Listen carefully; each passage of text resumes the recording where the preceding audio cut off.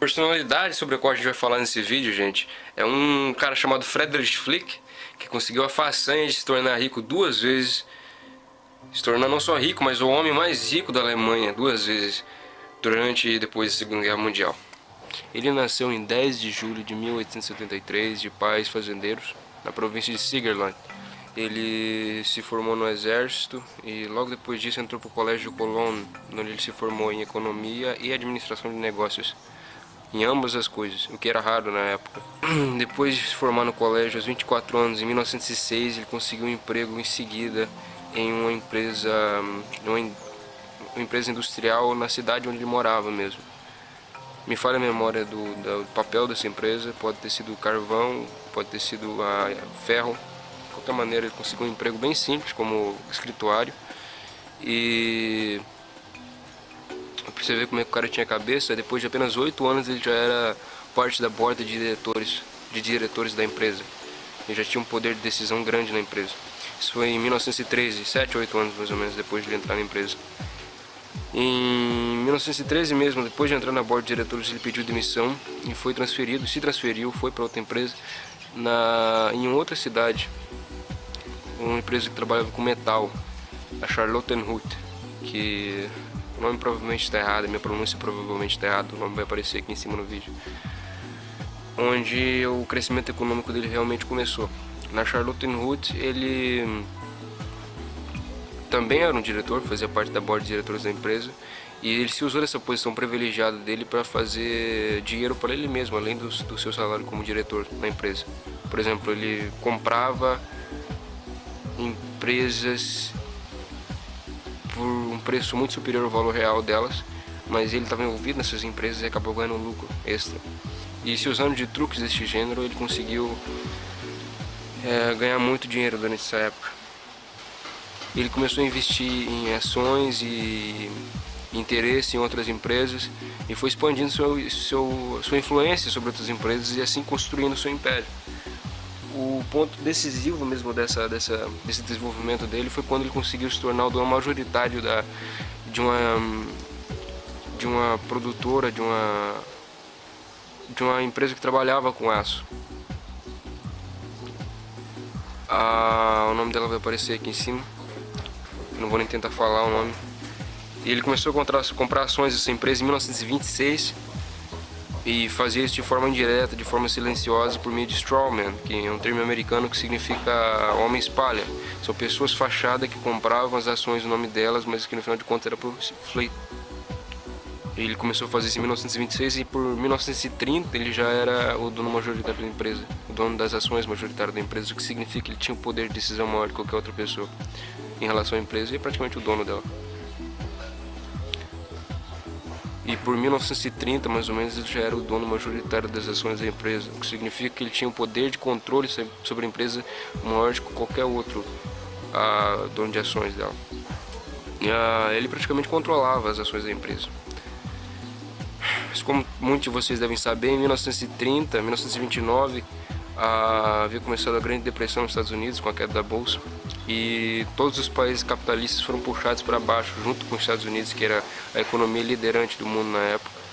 A Alemanha sofreu imensamente os efeitos da Grande Depressão.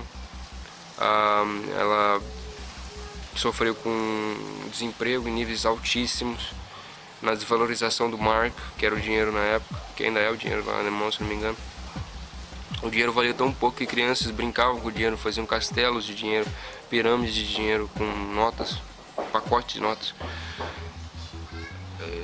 Não valia nada, não valia absolutamente nada. Muitas empresas faliram, muitos industriais faliram nessa época. E o Flick conseguiu se safar. Como ele fez isso? Ele espalhou o boato de que ele ia ter que se vender para os franceses, para algum comprador francês, e o que instigou, né, instigou compradores alemães que queriam comprar para que ele não vendesse para os franceses. Ele conseguiu um comprador que pagou 3 vezes o valor aberto de mercado das suas ações, saiu no lucro sem dúvidas. Foi esperto. E também foi esperto em como ele usou esse dinheiro, como ele gerenciou esse dinheiro, que ele usou esse capital, investiu esse capital em território mais sólido e expandiu seu império e ressurgiu das cinzas da Grande Depressão como um dos maiores, os industriais mais ricos alemães. Enquanto muitos perderam toda a sua fortuna, ele se desenvolveu, ele aumentou sua fortuna durante a Grande Depressão. Ele investiu em empresas que trabalhavam com carvão, com minas de ferro, plantas de fundição, plantas químicas, fábrica de aviões, fábrica de caminhões, fábrica de munição, fábrica de armamento, que estava muito em demanda na época. O Flick se deu bem depois da Grande Depressão, durante a Grande Depressão também, e começou a expandir as empresas dele e crescer de forma extravagante, acho que é a melhor palavra para definir isso. Depois de 1930, depois de 1931, 32, 33, até o fim da Segunda Guerra Mundial, quando ele foi condenado e julgado.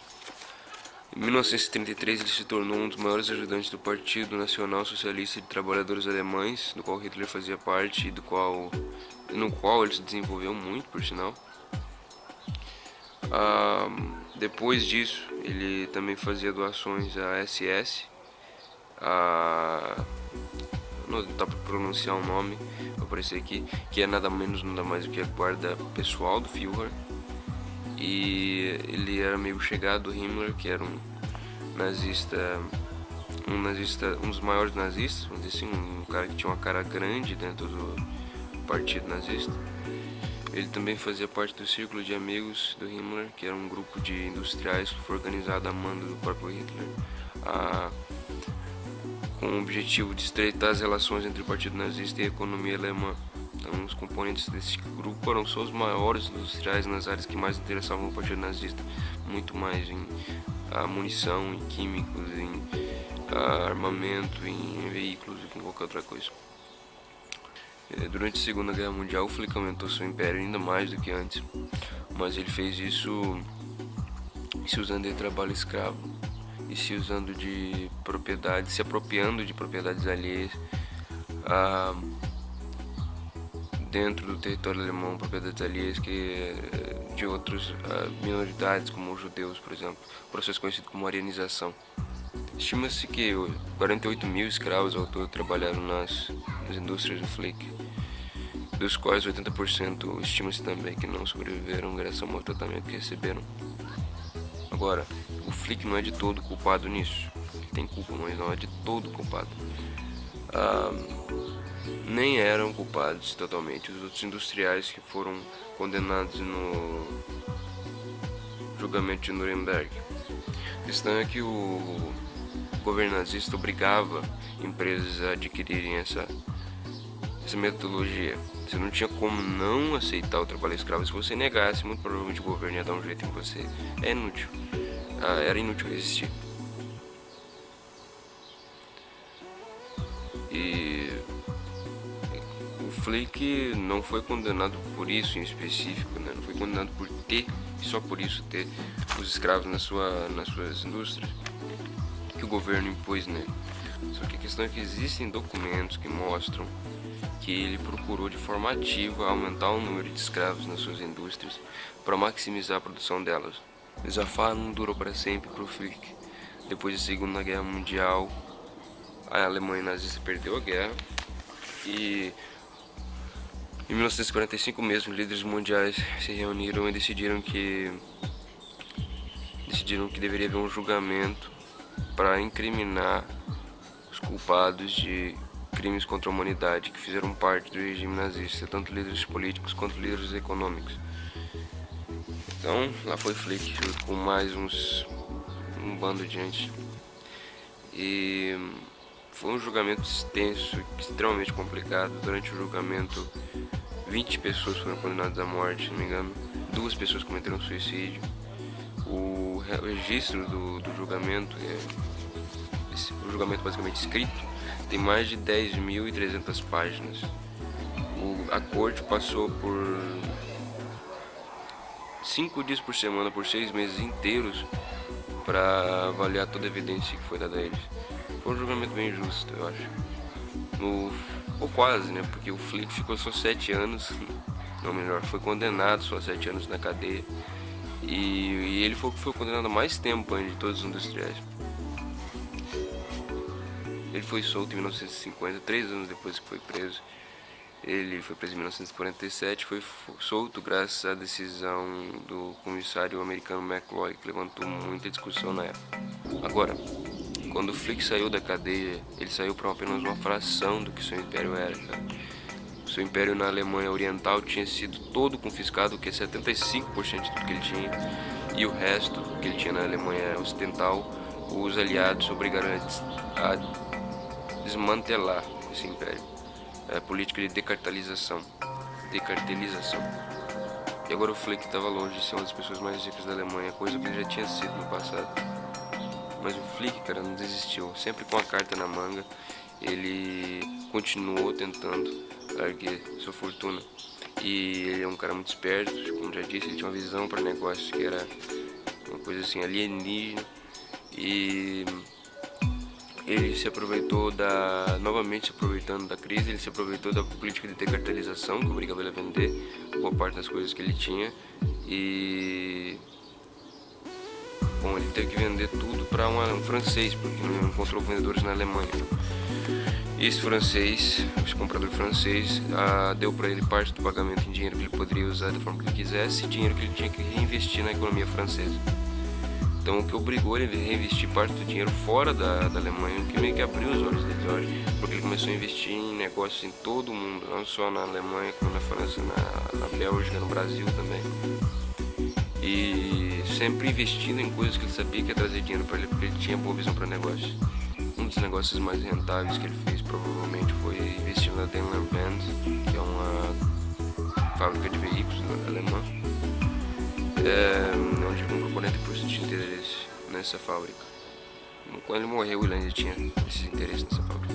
Agora, ele saiu da prisão em 1950 para uma fração do seu antigo império. Em 1955, o cara já tinha mais de 100 empresas, um retorno anual estimado em 2 bilhões de dólares, e era novamente o homem mais rico da Alemanha. Friedrich Flick morreu em 20 de julho de 1972, aos 89 anos, ainda na Alemanha.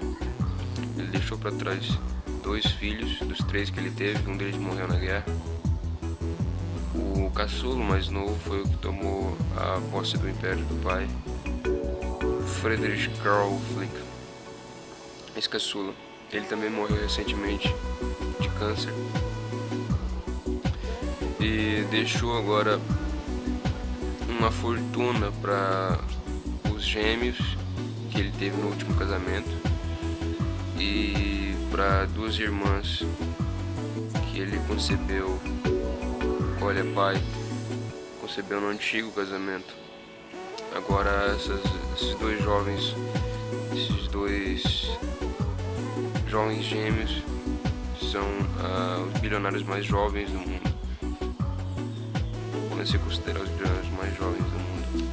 Então, gente, esse é tudo, essa é a história do Flick, das suas indústrias. Espero que vocês tenham gostado. Se vocês gostaram, não esqueçam de deixar um like. E é isso mesmo. Tenham um bom dia.